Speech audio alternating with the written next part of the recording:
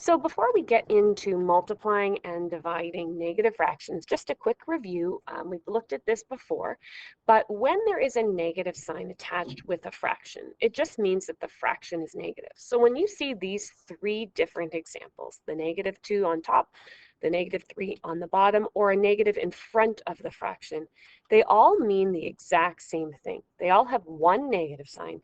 They mean that the fraction is negative, and it really doesn't matter where you put that negative. Typically, the one in the middle is not usually how people write negative. So typically they'll write it like the first one or the second one, or the last one. And this bottom one, when there's a negative on both the top and the bottom, remember that actually means the fraction is positive. Also, quick review, negative mixed numbers, how do you deal with them?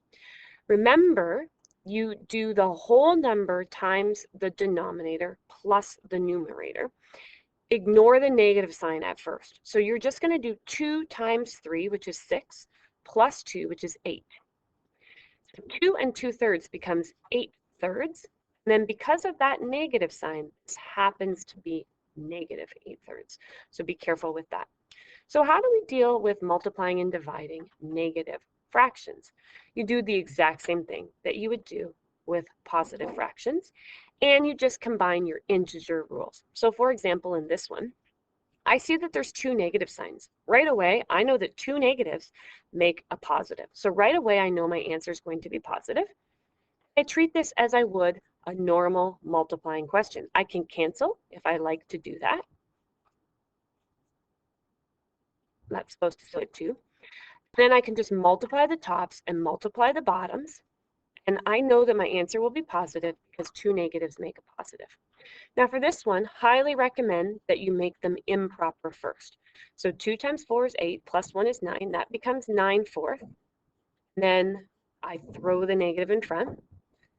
3 times 2 is 6, plus 1 is 7.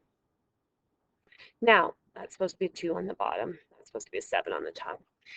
This one, if you could cancel, you would. In this case, you can't. You're just going to multiply the tops and multiply the bottoms. Again, there's one negative sign, so I know that my answer must be negative.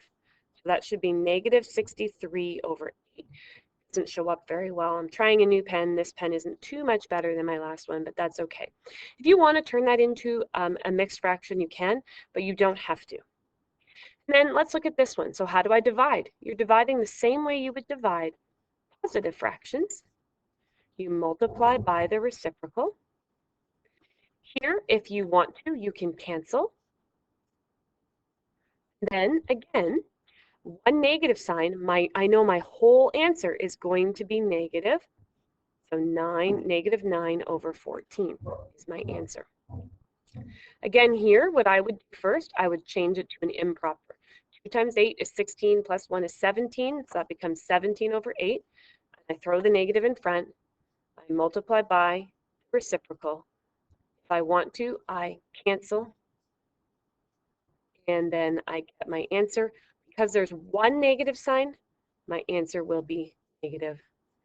And if I want, I can make it mixed. I do not have to. So basically, one negative sign means my answer is negative. 2 negative signs, my answer will be positive. If there were 3 negative signs, my answer would be back to negative again. 4 negative signs, positive, and so on. And otherwise, you just follow the same rules that you do with multiplying and dividing positive fractions.